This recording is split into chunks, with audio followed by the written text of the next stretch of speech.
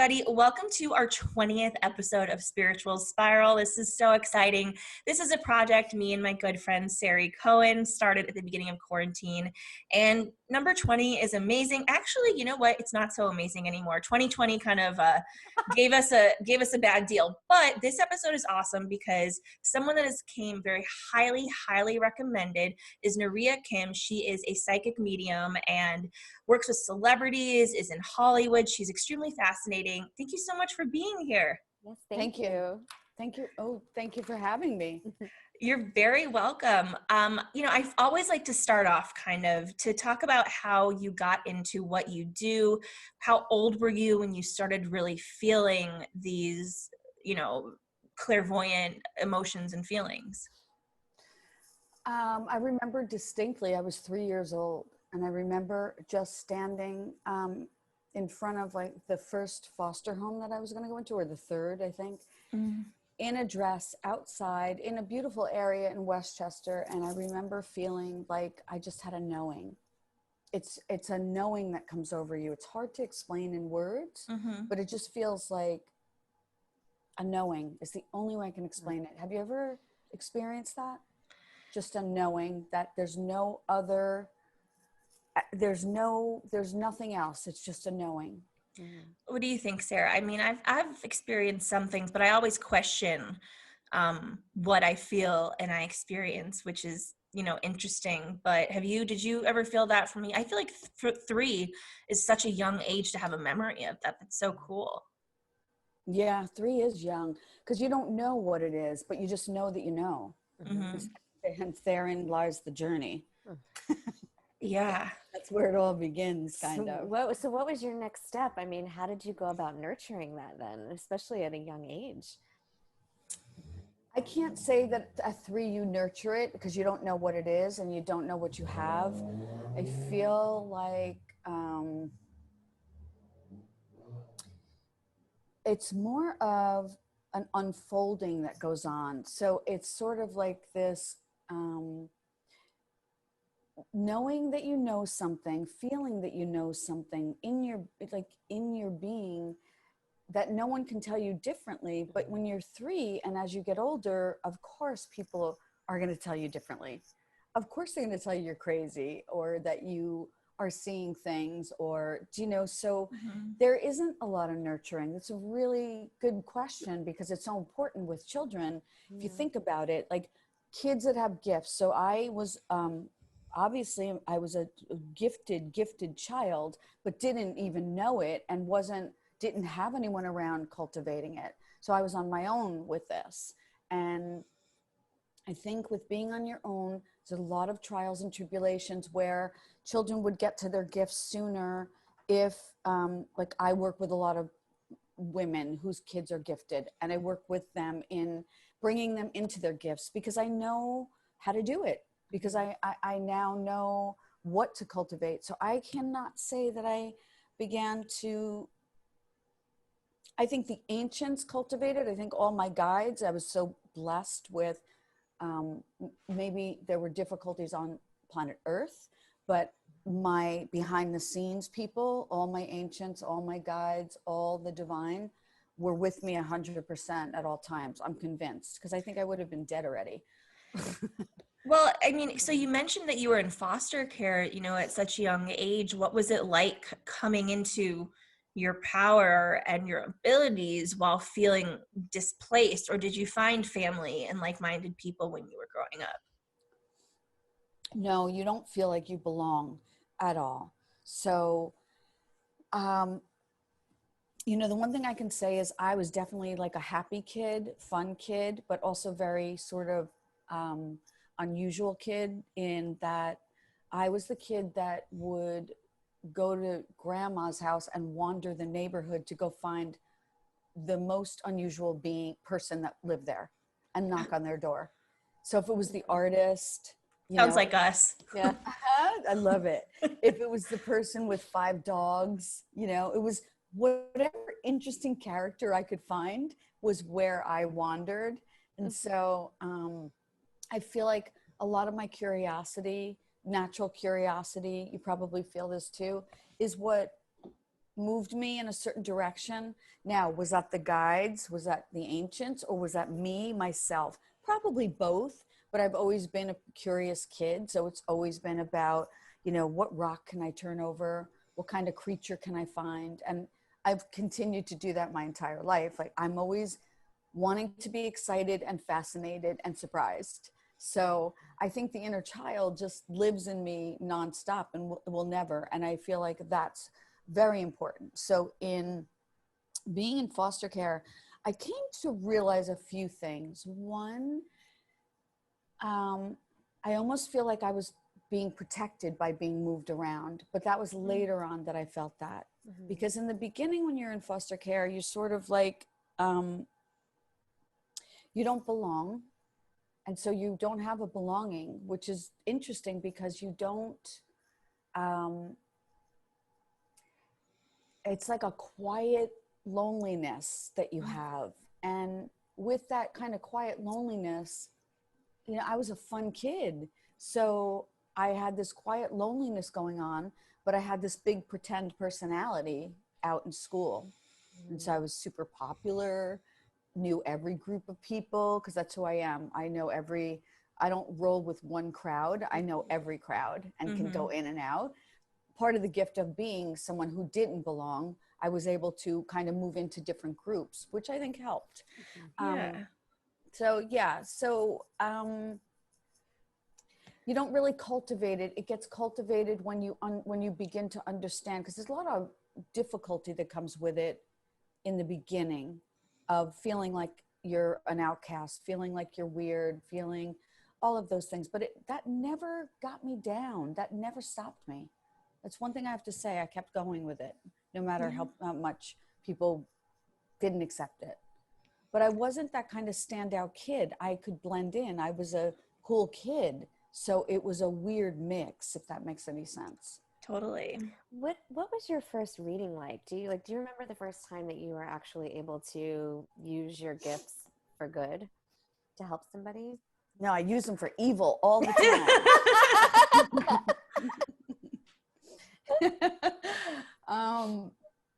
Let me think. Because I was so young when I started using cards and studying the occult. I think I started back in New York, and literally there was a guy that came to me that wanted to know if he should kill someone. Honest to God. It was just like, I talked him out of it. Like, thank God. Wow. Yeah, it was like that kind of stuff. But when people come to you with that kind of thing, which I've had people come to me with every single thing you could think of, you don't have a judgment. You don't judge. You're dealing with the human race, which is a very complex race or species, as you can see. Yeah. You know, consciousness has no bounds here. Do you believe that people are ever truly evil? It's so hard to wrap my head around it because, you know, I read and study and talk to mediums, you know, we're all one, we're all unity, but do you think there's people that are ever truly evil and there's just like no fixing them, or are we all humans and we just have our flaws, even the worst ones? It's a really, really, really good question, especially for your audience. It's like probably a 3-part answer to this. So yes, evil exists 100%. Okay. Just let you know that is very true. And we all have dark and light. So we all have dark and light within us. The difference here of what's going on is, if you don't have your sovereignty, if you're not connected to the divine, and trust me, I've had run-ins with the devil himself face to face.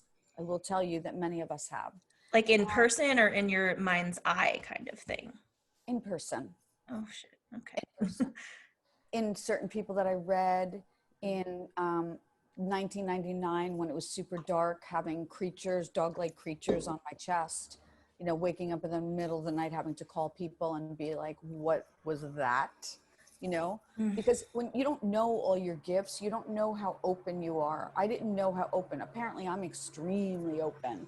And so I finally know this, obviously, but it took a long time to harness that power. That's not like, you don't just walk in and snap and you're just like, oh, I can talk to demons and I can do this. And that doesn't happen. This is like an initiation that goes on.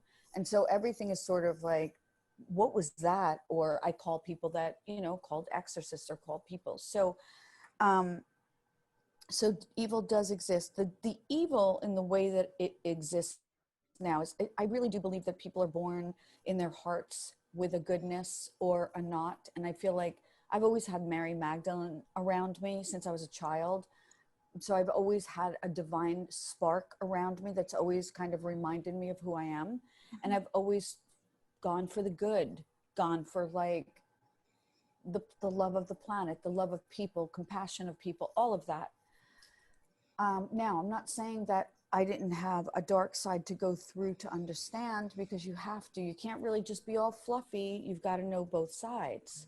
And so, especially if you're a priestess, what's happening now is if you don't have sovereignty over yourself, so if you don't know who you are, so think about it. I spent my entire life learning who I was on a spiritual path. I could say truly from 3 on, I have never wavered from my path in any way. This has been my life's work, right? So it's more about, and I hope this doesn't freak you out, but there's so many things I can talk about. No. It's about people being hosted. So if people leave their body, if people do too many drugs, if you look at like methamphetamine, if you look at drug addicts, you can see the demonic force within. It's very clear. There's no hiding it. There's no fluffiness about it. Do you know?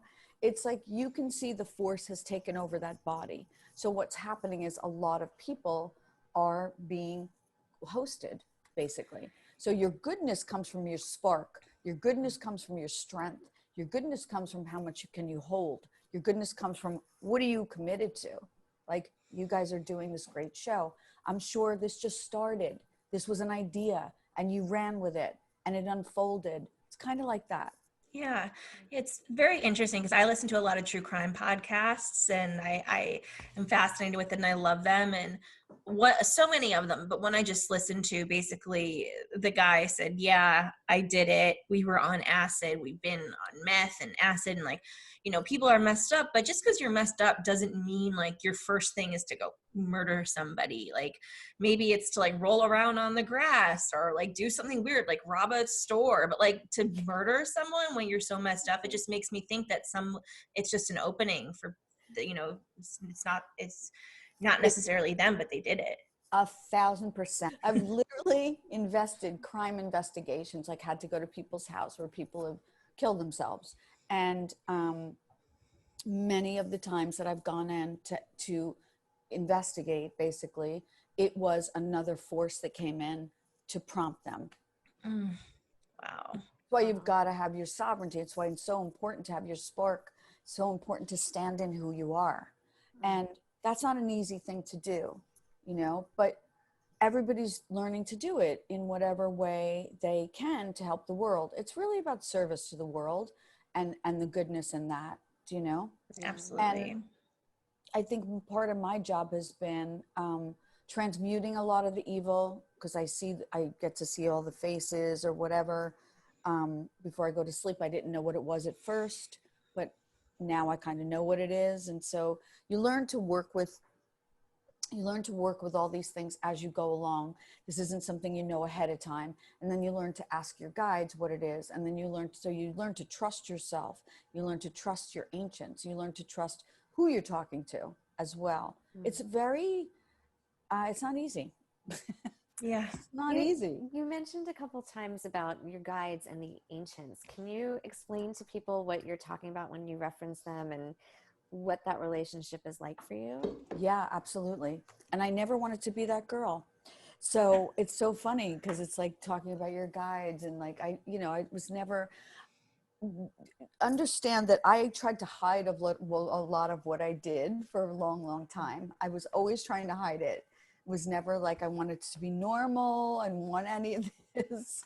So, so your guides are people that have been around you, whether it's people that have passed on, people that have been around you your life, your entire life.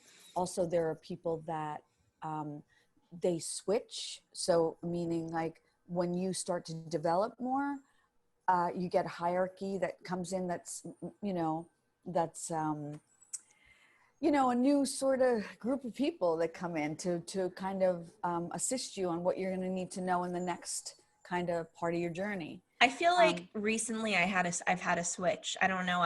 Now that I talk to so many people like you that are so talented and amazing, I feel like I've definitely had a switch recently. It's just kind of like a light that's gone off in my head.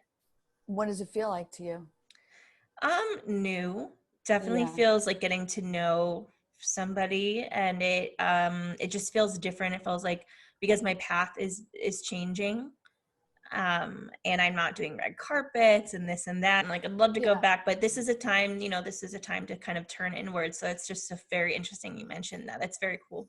You can turn outward too, by the way. You can do anything. Listen, we can do anything we want. That's the beauty of this.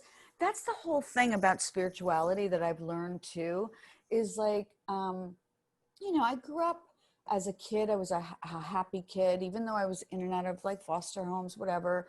And then I moved to New York and did my thing. So I've always done my thing in my own expression and allowed whatever expression wanted to come in and then worked with it in that way. And so I'm very big on expression. And so if that means that, you have to walk through the dark and meet a vampire or whatever, it's like, which, I have in New Orleans, it's kind of like living a wild adventure. Like, I know my life is not normal. I know a lot of people don't live this, but I think a lot more people are opening up to this stuff. And so like spirituality doesn't look like anything. I think that's what I'm trying to let people know. Everybody thinks it's supposed to be, namaste, and it's supposed to be all in white. And, there's more spiritual people drinking at a bar, you don't spiritual. You've got to look in, you've got to have that laser beam sort of, feeling and getting to know who you are. The beauty of spirituality is also not only giving to the world and giving your gift, but it's also you having the experience. And for a long time, because so many people sort of sought me out, I sort of was like, oh, so I have to be a certain way. And, I'm going to have to I have to really set an example. I do, but I don't. Do you know what I'm saying? Of course I do. But it's like, I can do it in my own expression. So you can do it in your own expression too. You could have a psychic red carpet. I would be remiss though if I didn't back up for a second about the vampire you met in New Orleans. It's fascinating. It's like, well, first of all, one time in New York, never forget, it was New Year's Eve, and it was when the Bowery wasn't built up yet. So it was like, I lived in Soho and it was super dark in those times. And I think I was wearing like black capes and hoods and, was really into all that. And so, we went to a friend's, and then we walked over to the Bowery, and somebody said, oh, well, Antoine's having a birthday party. Oh, not birthday, but a New Year's party. So we walked over, and I was with my friend Anastasia, who was like my sidekick. She was a model. She was like 6 foot. I'm like 6'3". So it was just always funny, but we were out everywhere in New York. And so we went to this party. We walked upstairs, and it was a 3,000 square foot loft. And down at the end was a bed and a dresser. There was nothing else in there. I'll get to New Orleans in a second. And so we looked at that and we turned around to grab the door because we were like, we're out of here. And as soon as we did, we turned around. He was right behind us. And we were just like, okay, so did he fly across the room? Because there's no way he was standing all the way 3,000 feet across. Like, there was no way. So that was one thing. And then we went to New Orleans. I went for the music festival, the jazz festival. And I went into the square and I looked up and I was like, there's vampires here everywhere. I didn't see the dead because I normally can see the dead as well. I've worked with people in their homes, and I can go into all that. But yeah, there were vampires, and it's hard because you're like, do I believe in vampires? I don't, but why am I seeing them? You know, it's kind of like that. So there's vampires that exist for sure. Do they suck your blood, or is it a different kind of vampire? They weren't sucking my blood. They weren't going after me. They were just kind of doing their own thing in another Wow. realm, I guess, you know, just In like another ghosts realm. do. Mm-hmm. Just like people from the other side do when I talk to people who have died, you know. Yeah. Like I've had so many paranormal experiences. It's been crazy. Yeah, I want to hear some more of that. So when you talk about the other realm, like, is it just vampires? Is it just spirits? Like, what is No. this reality missing? Like, what do we not know exists out there? Mm-hmm. Well, it's just that I have like I don't know, like I'm able to pierce the veil maybe. I ended up like moving, when I moved to LA, I moved into haunted houses. After a while, I was tired of it because it was just one thing after another, and people would confirm it. So for instance, I moved into a haunted house in Hollywood, and people would come over and they would say, I see a kid running around. So other people would see it, which confirmed it, which didn't make me feel like I was insane. Because, you know, half the time you feel insane growing up in a life like this. You really do, because nothing's really confirmed. Also, going into homes and being able to speak to homes and see who lived there, who loved who, or what dark forces are there, or when it was built, that kind of thing. I've encountered dark forces where I've jumped off the bed because I was scared. I've encountered dark forces where, like I said, there were things sitting on my chest, which were not human. But I think all of this has been part of my training. And are they realms? They exist, and they're going to go after people that are in tune, of course, you know. I went to one woman's house to do a reading, and literally she was possessed. And so I said, in the middle of the reading, and you have to picture, it's like a 1930s, like, you know, Hollywood house. The piano's like playing by itself kind of thing. There's candles everywhere. And I looked at her and I had read her for a long time, but I started to know that it was more the demon that was calling me. And so I said, you know, you're possessed, right?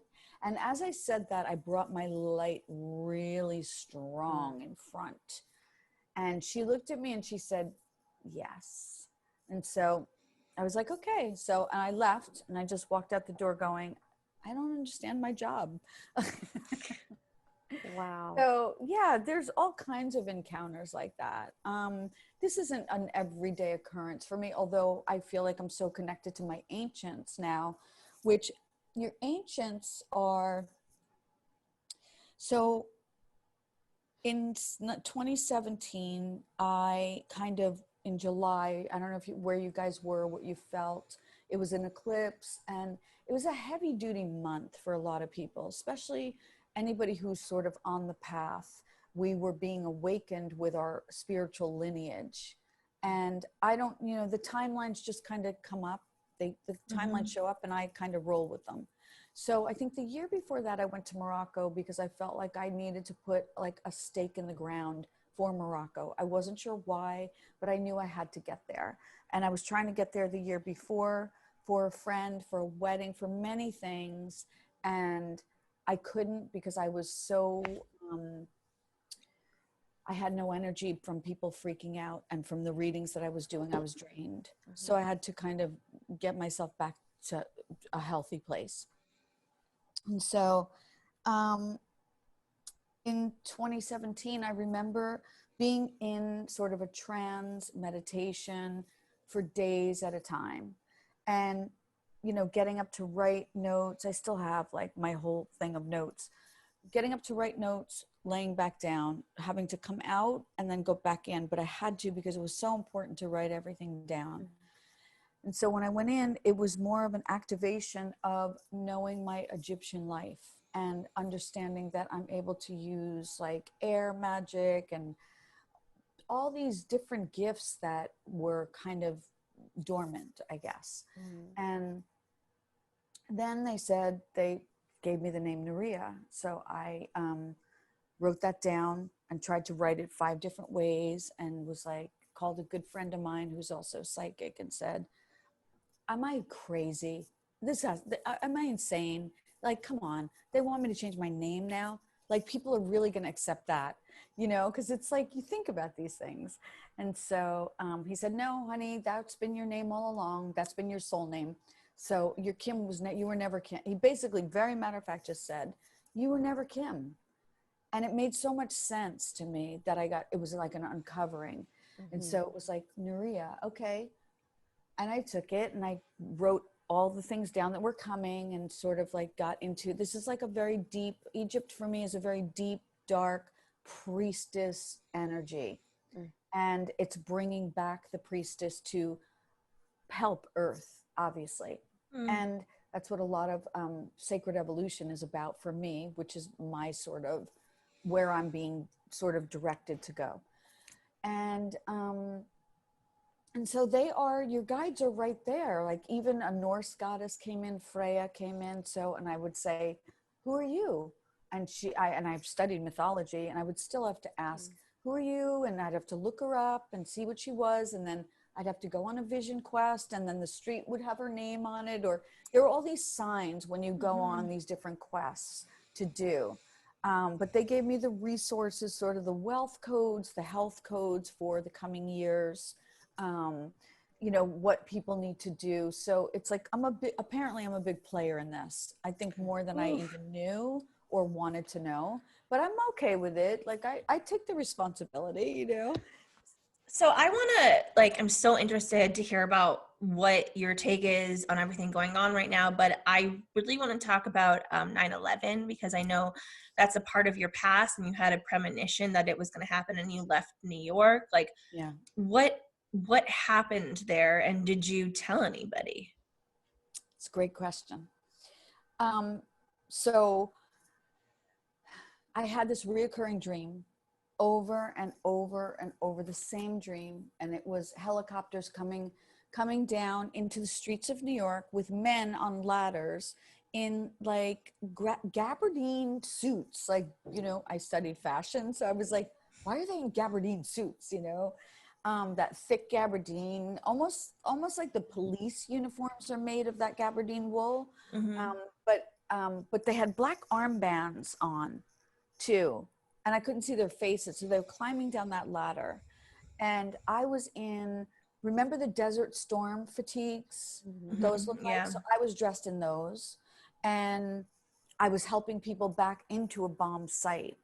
So I was putting people back into where it was already safe, because it was already bombed, to hide them.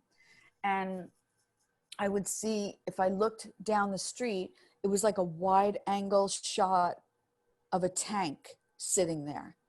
Just like, if you picture, you have a camera, it's just a wide angle shot, nothing in New York, the street and a tank. And so I was like, what is happening? So I put an army bag behind my bed. I packed it with knives, with army boots, with army pants, like from a friend's husband who it got too small on him. So I was like, I need that army jacket and I need those army pants. So they would like take them, and weapons, and just put it behind my bed in New York. I lived on Prince Street. And so I told people, and they were like, you're crazy. And I said, I don't know. I feel like we're going to war. I feel like it's the apocalypse. I don't know what's happening. So a friend of mine had an appointment with a shaman. And she said, I don't need this appointment. We always do that. We kind of switch. I don't need it, so you take it, kind of thing. Right. So I went to see this shaman named Gypsy. And he said, why are you here? And I said, because I think I'm crazy. And he said, well, sit down, tell me what's going on. And I said, I'm having the same dream over and over of war, the apocalypse, men coming down in black armbands, me in the streets helping people back into the bomb site. And I have an army bag packed. And he said, no, you're exactly right on what's going to happen. He's like, you're not supposed to be in New York anymore. He said, I can't tell you where you're going, but you are not supposed to be here. And I promise you, you won't be alone. And then he said, drop your head and tell me what you see. So I dropped my head. And you kind of have to just drop your head and just kind of go into what you see and talk. And apparently when I did that, and he had been working on me after that for a long time, but he saw me turn into like a silver being, then a blue one. Like, so he saw me shapeshift pretty much into other lives. And so another being. So I, you know, obviously I'm many things. I'm not just this. I have come back as many, many things.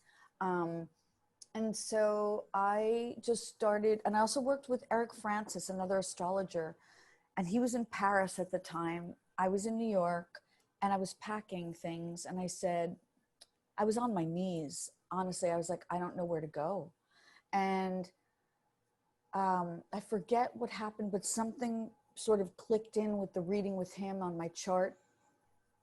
And I just started to put stuff in storage, and I took off to LA. What was the feeling when you looked on the news and saw what happened? Well, a week before I was more crazy stories of my life, I was driving. Now I was in LA at this point, and I was driving. And when it's cloudy out here, I like to drive up through the hills. Mm-hmm. So I started driving through the hills like a week before, and all of a sudden I start chanting Allah. And so I'm driving, and I Oh hear, my God. like, Allah, Allah, Allah, and I'm like, when you're chanting, you don't know what you're chanting. It's just kind of coming through energetically. And so it just kept coming. It was just like nonstop, and you can't stop yourself. Just like when I go into transits, when I go down for the priestess to gain access or information. If I speak in tongue, if there's stuff that comes out, I just let it come out. People would probably run out of the room, but it's like I speak in different tongues with the priestesses kind of coming through for what's going on right now. And so I just let it happen, because I know I can. I don't know. I've been such a warrior for such a long time that I get it, you know. So so that happened, and then also I said to a friend, "We're gonna have a huge earthquake. I can't feel my body. I don't know what's going on." I forgot that I dreamt about all that. I forgot that had all gone on. It was 2 years later. And so I just said, I can't feel anything. And if I can't feel anything, that's a problem with me, because I feel everything. Mm-hmm. And so then, of course, it happened. So, and that was to me like the cracking open of consciousness. That was like the beginning. I don't know how you feel. Do you feel like that? Absolutely. No, absolutely. I feel like there was definitely a shift at that point. Cracking open and consciousness it's so descriptive, and it's perfectly descriptive, actually. Yeah. Yeah. It was just like, it was time, you know. Yep. These events are they're so orchestrated by the divine that but okay, so my big, like, why does the universe want us to suffer? Do you know what I mean? And is it a coincidence? Like, do you have your life plan laid out before you're born, and you're like, I agree that I will be killed, like, during this terrorist attack. I agree, I will die of cancer and suffer. Like, or do things happen in life that complicates your divine plan? Do you know what I mean? Mm-hmm. Great question. Well, give me a second. I just want to ask the ancients too on this one, because I have the answer, but I want to ask them as well, out of respect. Okay, so it's all part of, it's just all a tapestry that's made up, and everyone plays their part. And so someone dying may have somebody live. Someone living, it's like, it's this graceful orchestration of the dance behind all this that's going on in front of us. Consciousness knows what it's doing, and we're just a part of it. And so we have our role in it. But in having our role in it, we're creators, and that's what we're learning right now, is that we are able to create. So you created a show. You know, it's like when you start to bring out your expression and create, think of how many more people need to do this that are just sitting around terrified that the world is ending, you know, that kind of thing. Mm-hmm. When these cycles have to happen in evolution. And so you chose on what you were going to do to come back, and how you chose your path. I chose my path in coming back. And right now I'm just like, this really sucks. Like, I wanted to have fun. Like, this sucks. Like, it looks like hell out there. This is not fun. Like, they're ruining the planet. Like, it's all not pretty anymore. You know, it's like, I want it to be pretty. I want to bring the beauty. It's like, you know, I drive through Hollywood. It looks like The Walking Dead. It looks like hell. So there's That's why I left. I know. it really does. And even in Beverly Hills, where I lived, which is beautiful, is being overtaken. So like, shit's just being overtaken right now by, you know, with people just kind of being scared. And you can't be scared. This is like a life to live, to experience, to the good, the bad, the ugly. This is not about like running and hiding under the covers. This is about really stepping into your power. What's your power? Your power is who you are. Everyone's power is different. That's why the way that I read, I empower people. Can I tell you where your next house is? Yes. Can I tell you who you're going to meet? Of course. But the real power is the empowerment of who you are and aligning with what you need to do. And it's not an easy task to get on track with that. And, you know, you have to realize you're a part of consciousness. And so in being it's like, think of this is consciousness, right? And so all these little bumps here, this is all of us in consciousness. And we're all sort of like a piece of consciousness that's decided to express. However, I'm like, oh, I'm Narea now. Okay, this is great. Like, I'm going to just express myself that way.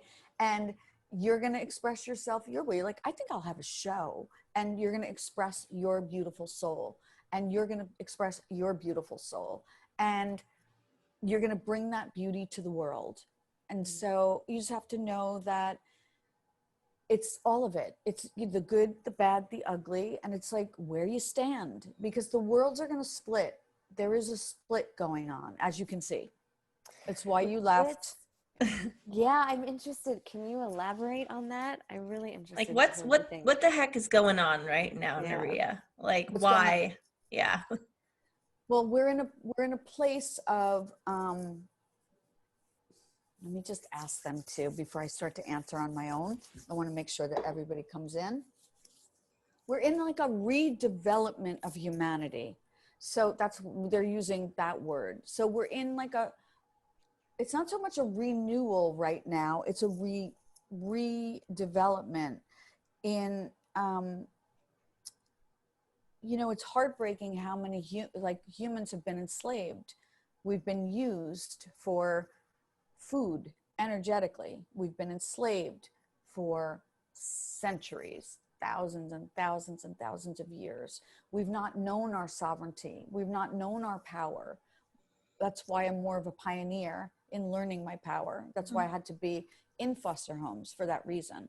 It wasn't like, let's just put this kid in a foster. There's a reason for that. I was in training for many things to be able to adapt, to be able to navigate, to be able to think independently. There was a lot to that. So everything really is aligned for your higher good.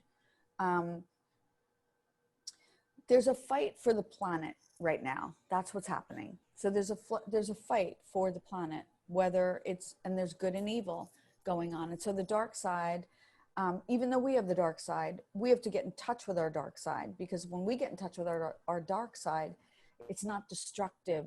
It is powerful. It is beyond powerful, because when you get in touch with that inner child, which is your power, anything is possible. So this is giving people an opportunity to wake up into expressing full expression in who they are, if they want to do that. If they want to hide or they want to resist, then that's a different story. So this is fight for the earth right now. We're fighting for the earth. And I'm one of the guardians for the earth, pretty much. And there's many of us.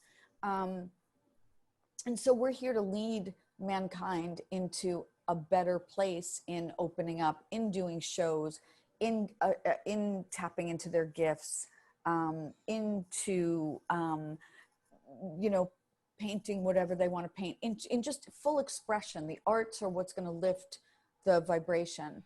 And to also not not be involved in whatever else is going on, because consciousness goes everywhere. So, you know, I remember when I was a kid and I was on the subway, I would talk to every insane person just because I was fascinated by it. And also I had no filter. But I learned, you know, and I was like, oh, okay, I don't need to talk to insanity anymore. I understand it, you know, but I just wanted to know it, kind of thing. But you're allowed to go wherever you want now. You're allowed to stand with whatever you want to stand with. So this is a fight between dark and light. You got, and it's greed, and it's money, and it's power, and it's immortality, and it's like, they're ridiculous, because the satanic rituals that are going on, this is like, they've hijacked magic from centuries. So they're using it and they're misusing it, and it's not the light. And so it came from us. And so the mystics are taking the priestesses, from what I heard, when it was really intense with the pandemic, when, remember in the beginning of the pandemic, it was super intense. So of course I had to go into meditation. So I would go down into meditation, and these are my meditations. I would go into a sarcophagus and lay down in a blue flame. And that's where all the cosmic travelers actually hang out. And then there were all these pharaohs around me. So I stayed in the blue flame. I was able to get information, stay protected, because it's almost like going below surface with Earth in the time that, I think I said in October, I turned to a friend and said, the underworld's coming. And so that was the underworld. And I know this all may sound very dark, but it's because we're in pretty dark times. So, and I had done like Soho House and Unplugged, and people just didn't want to hear it. They were like, you're really dark. And it was like, I'm sorry. I'm not trying to be dark. You can tell my personality is not really dark. It's, I'm just delivering messages. And so,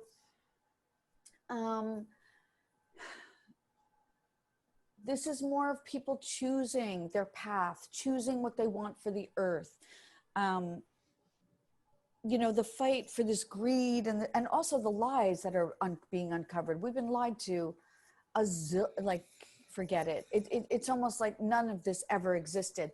And so for a lot of us who were psychic as kids, we knew that. We may not have known what we knew, but we knew that because we were like, what is this place? I don't get it.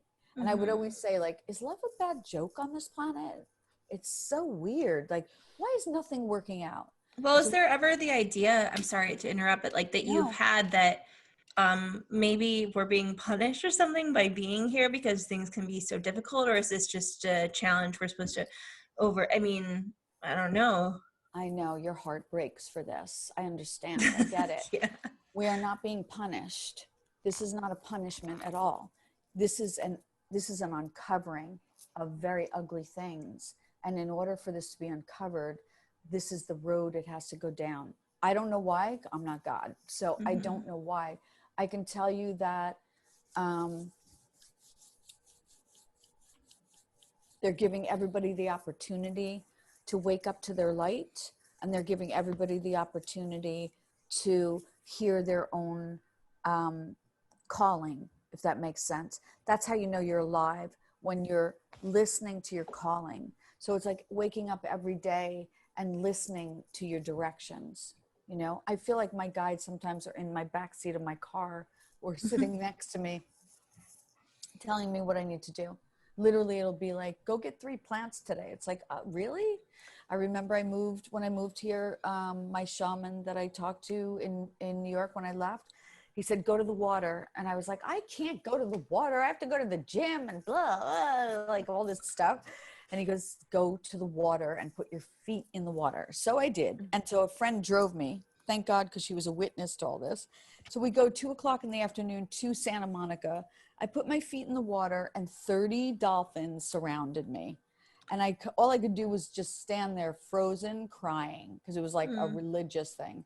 So it was like me connecting back to Atlantis, or they seem like godlike creatures to me. I know I've been in Lemuria, Atlantis, all these different places. I was a star civilization guide leader, which is kind of what's going on now. I'm more leading groups on where they need to be just to get civilization set up again in a new way. But I led all the star groups back in Egypt. So, and then I can also use a lot of magic. There's a lot of hand stuff that is for bringing in legions of angels, and because we have to use the supernatural, we have to use magic. We can't not. It's like too much shit out there going on. We've got to bring the magic in. And so all of us are very magical beings, but you've got to uncover that. You've got to believe it. You've got to tap into it. What I find so fascinating too is that, you know, in the Bible, in the Torah, they talk about magic, and it's so everyone accepts it. They read it in temple and in church. However, in our world now, it's like, oh, that doesn't exist. And I'm thinking to myself, but you bring us to these sacred places and we read these, you know, sacred texts and they talk about it. So I'm really confused, like what happened there, like why it worked then, and like why don't people believe in it anymore? Because it got hijacked. If you believe in your magic, you get into your power. And that's the one thing they don't want you to get into. And the one thing I never lost from the beginning of my life was my magic, ever. And so that's where the power is.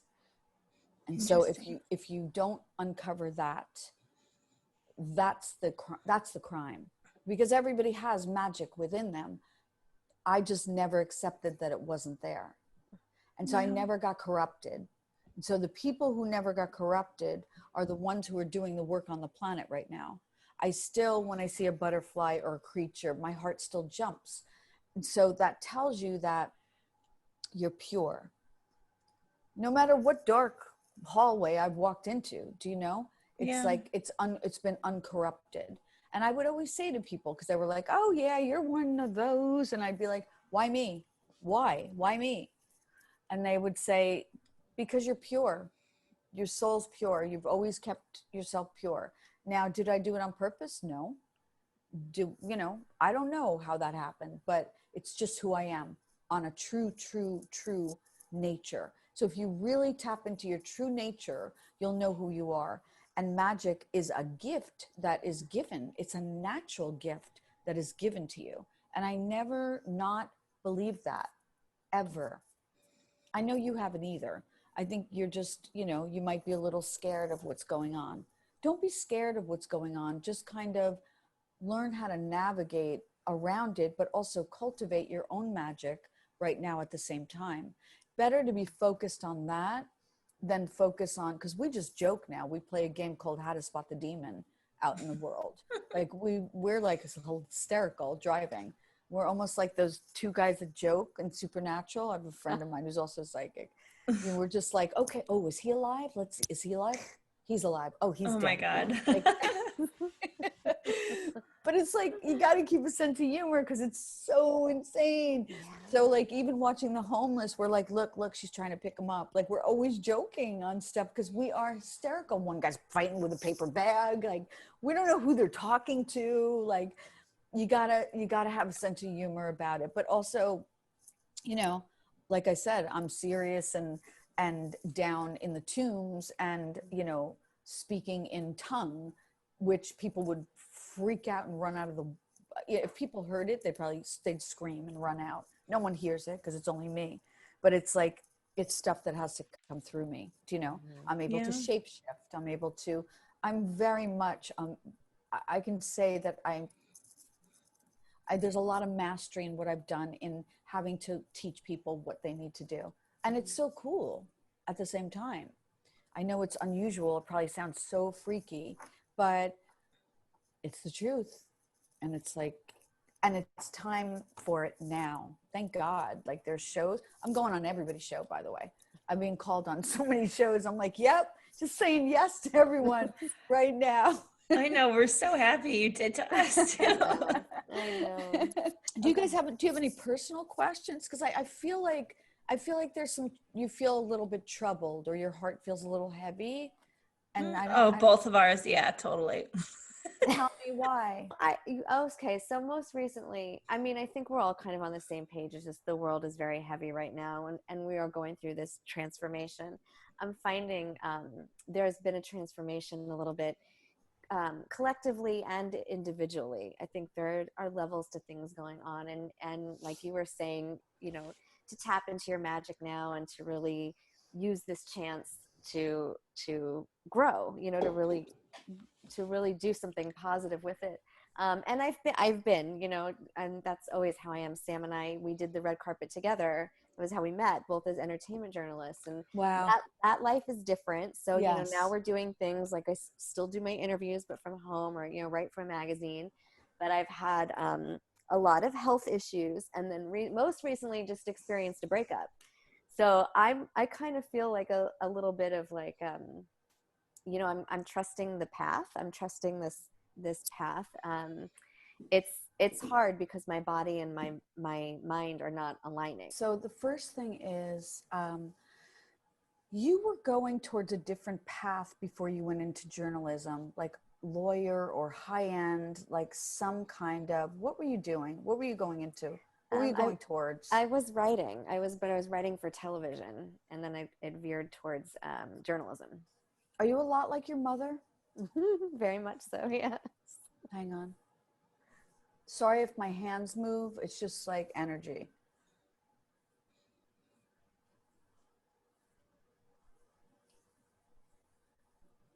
You don't know how to bring the new person out of you. You're trying to be the old person, and you need to bring the newness out of you. And so you see how like it was really easy for me to kind of shape into like, oh, your name's Narea now. It means sun, moon, alchemy. It was like that was an easy transition, but it was easy only because I had done so much work on being fluid through my entire life because I had to be. You have to learn how to be more fluid now. You're being very rigid in wanting to get things. You're sort of like, no, that's staying there. And no, this is staying here. And no, that stays there. And I'm staying here because you're afraid that you're going to go away and disappear. And that's not true. So you have to open up your heart to, and I'll get to the breakup in a minute. Yeah, see, you've had everything. First of all, what month are you? Are you like a Capricorn? I'm a Cancer. Okay, so you want everything, you're sort of set. You wanted home, you know, you wanted your picture, your life picture done. You're like, I don't want to think about anything. I just want to have it all done. Only there was no room in there for you to have the fluidity of like, what if this guy wasn't right? You were still demanding, nope, he's going to be there anyway because he fits the role. So there's a lot of fitting the role with you. And is this making sense? So Yeah. I mean, I'm definitely a go with the flow person. I don't really imagine things any one way. But I did try to do this one differently. I did try to choose better, I guess. And I think I found out by just choosing different doesn't necessarily mean better. Yeah, because you're choosing differently just to choose differently. You're not choosing differently for the true reasons. Mm-hmm. Does that make sense? Yeah. So you got to choose for the true reasons. Now I know you want to be a mom and settle down, all of that.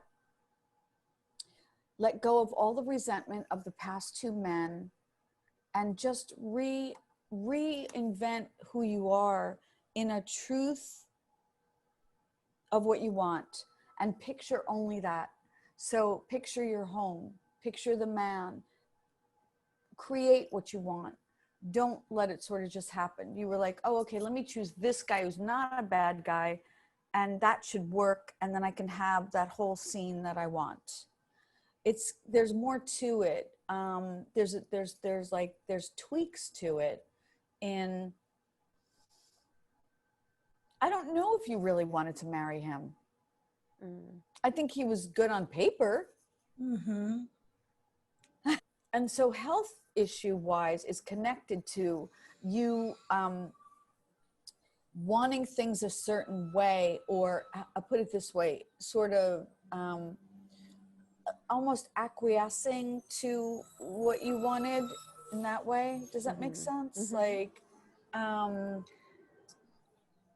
yeah, it's like forcing yourself to want, okay, I'm gonna want this, and I should want that bridal gown, like trying to make yourself into something that you're not.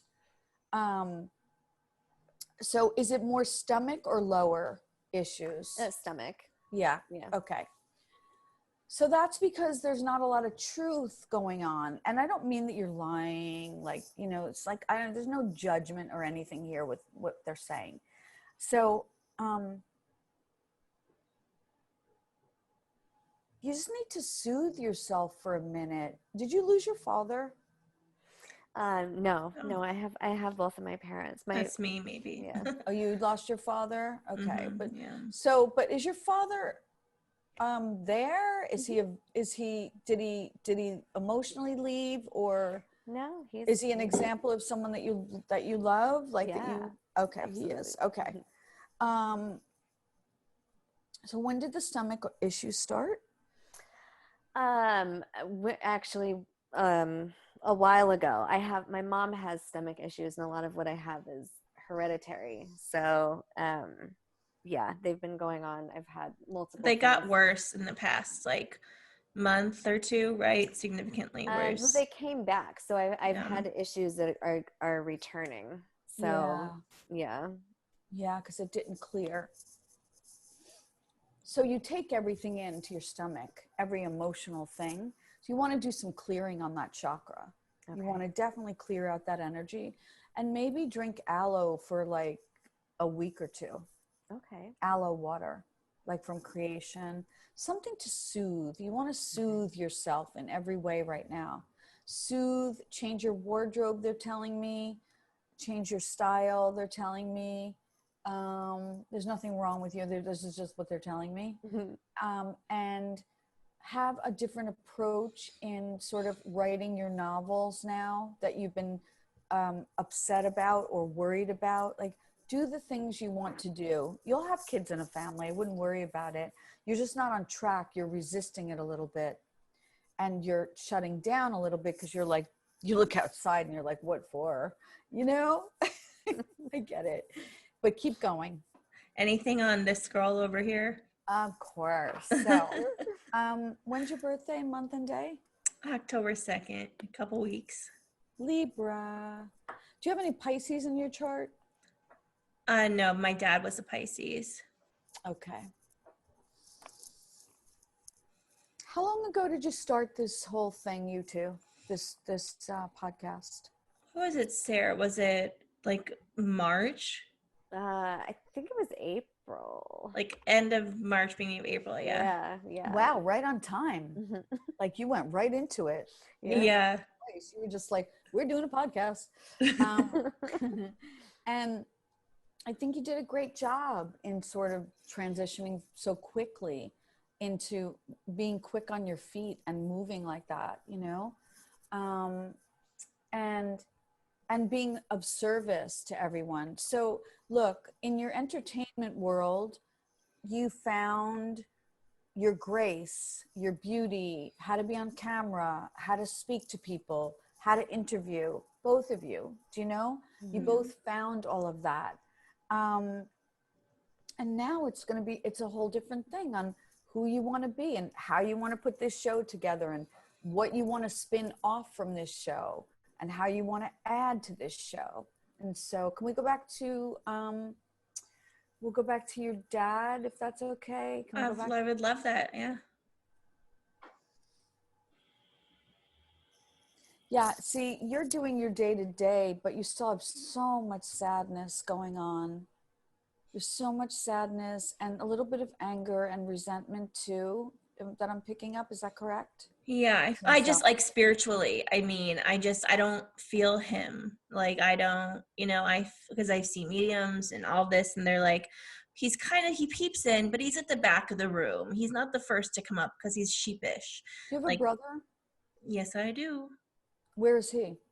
I have two, but there's one he's probably talking about. He's here in Cleveland with me. We're not really getting along super well at the moment. He's reminding me of my dad a lot.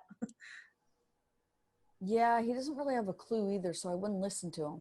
He's trying to think he's trying to act like he knows everything. He knows everything. And I'm like, dude, you don't. And he's like, okay, listen, girl, the psychic podcast is at a job. I'm like, oh, fuck you. But Yeah. sorry.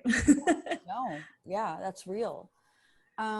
He's being jealous, trying to undermine. You keep doing your thing, doing what you're doing. You're doing a great job.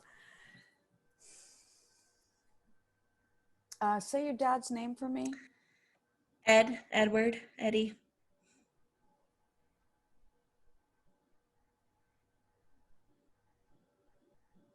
So he just wasn't around as a father. He doesn't feel like he was a good father. He was, he met a woman that kind of took him away. And he was present. We were close, but we fought a lot because I was just like, this is messed up. Like his wife really was awful to me and caused a lot of issues. Yeah. Yeah. Well, he feels like he failed you guys. I know, and I don't want him to feel that, which sucks. Like, I still want to have I want us to still work it out. But he made a lot of promises to you that he didn't come through with. Yeah, and that's what you're upset about, and that's what he's sorry about. Apparently, he promised you a lot of things, and it never came through. It never came to fruition. Is that true? Yeah. Can you forgive him? Yeah, I've been working on it, and totally. And like, it's not even that I'm upset about, honestly. You know, he feels like it is, and he feels like, of course, he failed you in all these, because it was a lot of promises. Well, I keep on saying, yeah, he did. I keep on saying, I'm like, dude, if you feel bad now, then you should be around me and like showing me love and support now. I don't want to shun you. Like, my brother, I think, turns it off. He like turns him off. But for me, I'm like, come around, like, be with me. Like, I still want that relationship with you. I love you. Who cares?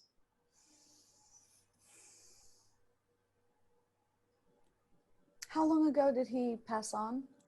It'll be 2 years in December. All right. Well, I feel like when you sit quietly, you might tap into him. I think he just feels like you're so mad at him, but he can come through. Yeah, I know. And then you don't really let a lot of people in. You kind of like, whatever right now kind of thing. So there's some sadness that you just have to let go of. And there's some other projects that you want to do too. This is not the only one. You got some stuff up your sleeve. So, which is great. So you need to put that together. Who did comedy? Which one of you did comedy? Me. Both did. Oh, I did comedy. Yeah. And I didn't realize Sarah did comedy too, but I did comedy for like up until semi-recently, kind of. Yeah. Yeah. I don't see you guys going back into comedy really. I don't see that. But we can still be funny. Oh yeah, of course. And you can have fun on your show. The show can be many things, you know? Yeah. I think it's great. I think you're just going to have great guests on and great people. And I feel like it'll sort of take its own direction. Like it's going to get stronger and stronger and stronger. Well, oh my gosh. Thank you so much, Narea. Like, this has been so interesting. Sarah, any last thoughts? Oh my gosh, just to say thank you so much. Thank you for taking your time and energy and honesty and all of it, and sitting with us and being present with us. I hope it was a good show. Fantastic. But I want to ask you too, Narea. The last question is, what can you give our audience as far as to make them feel a little bit better about the times coming up? Some solace. Yeah.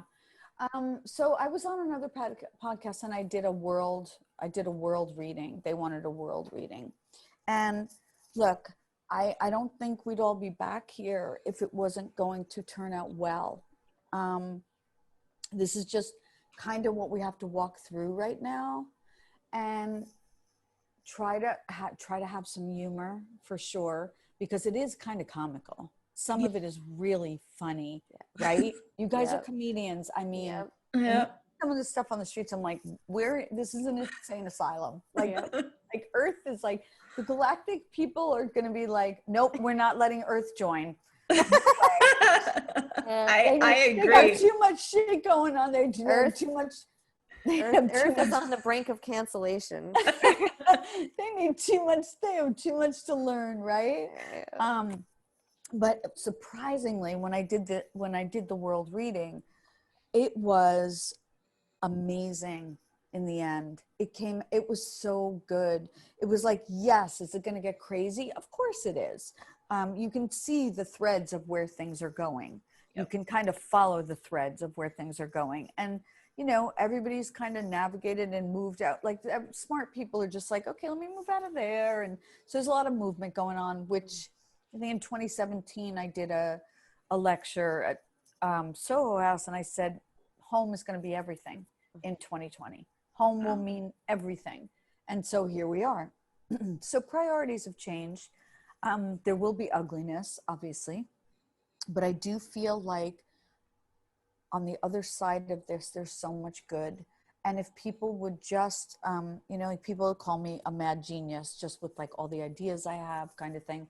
You know, get into your mad genius, like get innovative. Just I love that. I love that you said that, to get Right? into your mad genius. I'm like, yes. That's what people call me all the time, because I'm always like a little bit of mad genius, because what else are you going to do? It's like, that's what's going to bring the spark. That's what's going to bring the innovation. That's what's going to bring the collab. That's what's going to bring all of this interaction. People not knowing my story, your story, whatever it is. We're all part of the tapestry, but it's all mad genius. It's not like, oh, namaste, let me regurgitate just something that someone wrote 1,000 years ago, instead of me channeling who I am and what my real truth is and what I'm doing. I'm really sick of the people who are bullshit that are Me too. I'm into that. They are total bullshit. It's just like, what are you doing? So, I mean, you can spot them right away, and they won't last. So, well, where can everyone find you and all of your mad genius to contact you if or, you know, I know you have like probably a very long list, or just follow you in your exciting adventures? I don't have 1 million followers because I'm always in it. I'm always in everything. So it's funny because like, I'm like, wow, I'm such a loser. I don't have like tons of followers. I'm always working. So you can find me at kimlovemuse.com is the Narea site. It's beautiful. It's a great site. It's so pretty. I like to look at it. Thank you. Yeah. And then I'm Narea Blue on Instagram, which I'm working on getting people to help me with all this stuff, because I'm so involved with, I'm doing product that I developed like in 2013.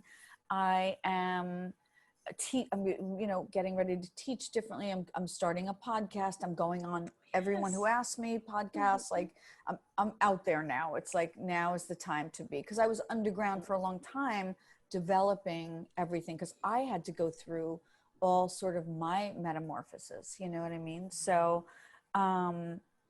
yeah, that's where they can find me. And then I don't know, that's where they can find me for readings, for mediumship, for teaching, for whatever. I don't even know what to call myself these days. It's so crazy. The mad genius. Yes. I love it. I want to be prettier than the mad genius. No, you're like the hot bad genius, you know? I like that. That's funny. The hot priestess. Yes. I love it. Well, and for our listeners, oh, thank you so much, Narea. You guys are fun. You're real. You're good. You're doing. Thank you. Me and Sarah have pretty pure, good hearts. It's one of the things we have in common. I love it. I love your show. Oh, thank you. And everybody, thank you so much for watching. And don't forget to follow Spiritual Spiral Show on Instagram. We will see you next week, everybody. Of course. Bye.